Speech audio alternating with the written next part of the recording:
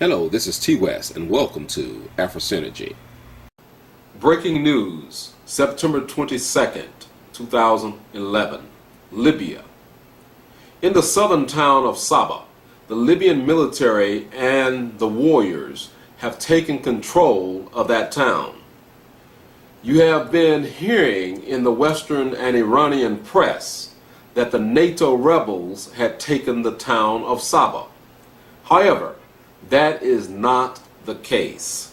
The Libyan military also set a trap for the NATO rebels in the town of Sirte. Now, 45 of the NATO rebels were killed, and approximately 200 of them were captured by the Libyan military. Approximately 2,000 fully armed Tuareg warriors of Libya, from Mali and from Niger, were also coming to aid the Libyan people in Saba.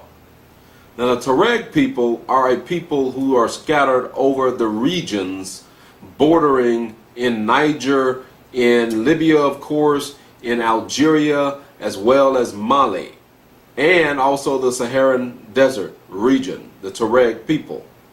They're coming to aid their people. And as we know, there are mercenaries from Europe, from America, and other countries such as Qatar and United Arab Emirates, also including Jordan, who are fighting on the side and with the NATO rebels. There was a very difficult battle fought in Al Jufra, where there is also a Libyan air base.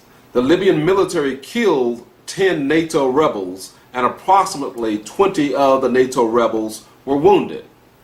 In Tripoli, the official green flag of Libya was raised above the Al Fatah University by the Libyan Liberal Youth Group. Within the Green Square, a battle is occurring against the NATO rebels, with the Libyan citizens and the warriors using guerrilla tactics to sabotage, carrying out 2 deadly bomb attacks upon the NATO rebels there in the city of Tripoli around the Green Square area. A telephone call was intercepted between a NATO rebel commander in Misrata and the Transitional National Council commander in Benghazi. The intercepted telephone call reveals a dispute between the NATO rebel commander and the Misrata Colonel Ahmed Bani, who is located in Benghazi. The conversation is about American and French troops being in Misrata and Tripoli, and their involvement in the attacks that took place on August 21st. There is a discussion about how Benghazi perceives the Misrata NATO rebels. The Misrata NATO rebel expresses his concerns about how Colonel Bani is constantly seen on television news discussing the so-called new National Army, while they are being crushed by the Libyan Defense Forces with no help from Benghazi. He then tells Bani, "Your so-called National Army has been totally crushed at the Daphnia by Gaddafi troops, and they took all of the weapons and armored vehicles. There is no National Army anymore. Where is your National Army in Sirte? Are you talking about those waiting outside parading for television and photographs?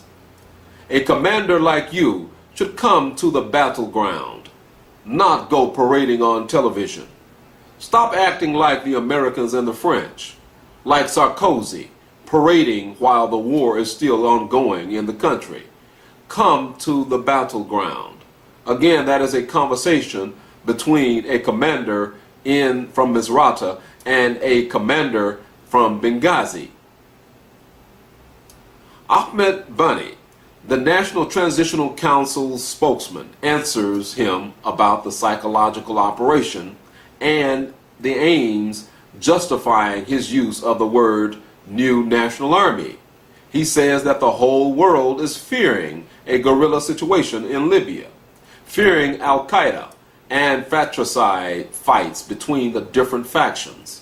The international community must not see the Libyan rebels as a bunch of different factions, militias, and brigades. So he uses the word Libyan army to pretend that Libya is okay, that the situation is under control, and that there are only small pockets of pro-Gaddafi fighters to defeat. So they tried to convince the United States, Britain, and France that a Libyan army is under construction. The Misrata commander stops him, telling him that the United States and France are very well informed about the situation on the ground, since they are with them on the ground. They were in Tripoli during the assault, and they are still there. He says in his own brigade only, there is a foreign intel group of 12 American special ops and 6 French spies. So the situation is quite clear for them. No need to pretend there is a new Libyan army. A dispute over the weapons and troops or mercenaries from Qatar. Where are the weapons from Qatar? Where are the troops when we need them? Says the Misrata rebel. The deficiency of backing troops and weapons from Benghazi, while they have given them 150 million, either dinars, dollars, some form of currency.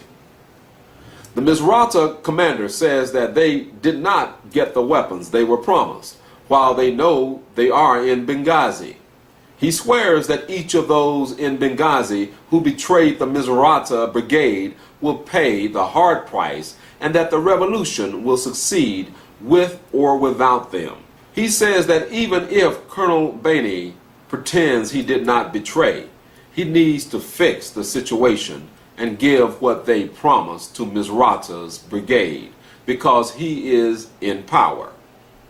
The Misrata commander says that Benghazi owes them money and respect for Misrata martyrs, the wounded, and the amputations, for all what they have done, including destroying the Gaddafi army in Misrata and other areas.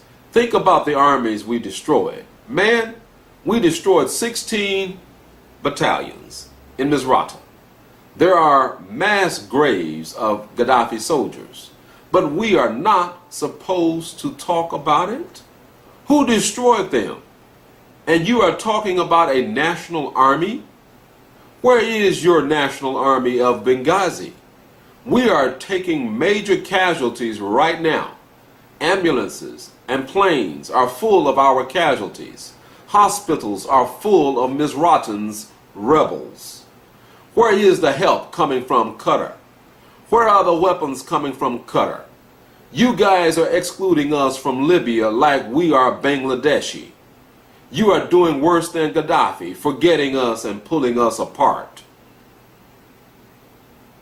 Again, those are the words of the commander in the Misrata area talking on the phone to the commander in Benghazi. Now, on to other news. Prominent French lawyers are preparing to sue France President Nicolas Sarkozy over war crimes in Libya. A significant number of renowned French lawyers are preparing to sue their president for crimes against humanity that he has committed and is still committing in Libya. NATO announced also that it would extend its war in Libya for an additional 3 months, following President Obama's announcement that NATO would continue with its crusade in Libya.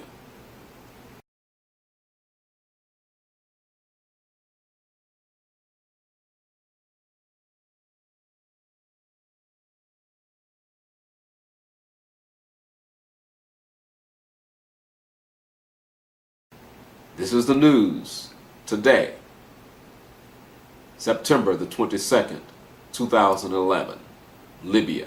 This is T West with AfroSynergy.